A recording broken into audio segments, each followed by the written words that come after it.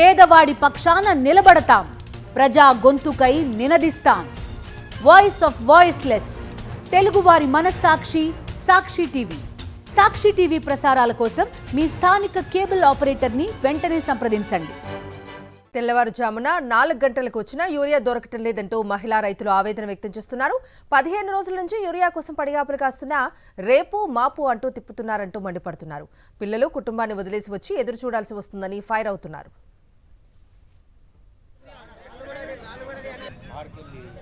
పూర్తి డీటెయిల్స్ మా ప్రతినిధి విజయ్ భాస్కర్ అందిస్తారు. పాలమూరు జిల్లాలో రైతులు తీవ్రమైనటువంటి ఇబ్బందులు ఎదుర్కొంటున్నారు. రోజుల తరబడి విక్రయ కేంద్రాల వద్ద పడిగాపులు కాసేటువంటి పరిస్థితి నెలకొన్నది.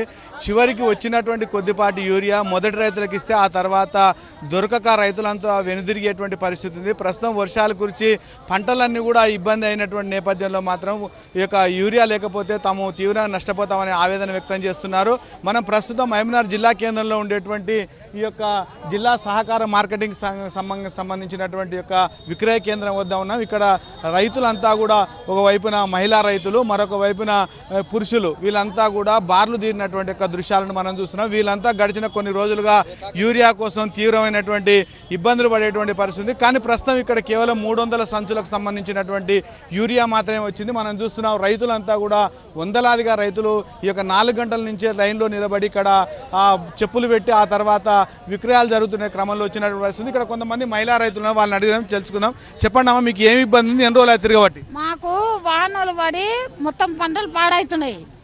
వారం అవుతుంది తిరగబట్టి. 20 సంచులు కావాలి, 20 సంచులు కావాలని ఎక్కడ చిక్కుతలేవు. చిక్కనందుకు ఇడికి వచ్చి వారం అవుతుంది. ఇప్పుడన్నా వస్తున్నాం పోతున్నాం. 4 గంటల నుంచి వస్తున్నాం. నైట్ 4 గంటలకు లైట్ అండ్ బస్ అంటే కూడా దానికి కూడా వస్తున్నాం. వస్తే కూడా ఏ పర్సెంట్ ఏం లేదు.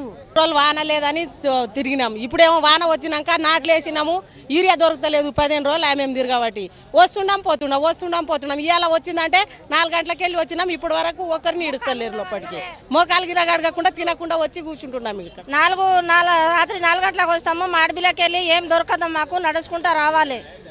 ముందే చిడత పుల్లి అందరు మింగుతున్నదని అందరికీ చాలా కష్టం అవుతుంది సార్.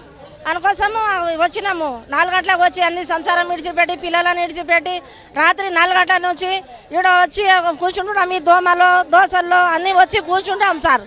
నిలబడి 5 గంటలకు వచ్చినాం సార్. మేము ఇంత సేపు రాకపోయి ఇంతవరకు దివాళీ తినకుండా వచ్చినాం. పొద్దున్నే 4 గంటల నుండి వచ్చినాం సార్.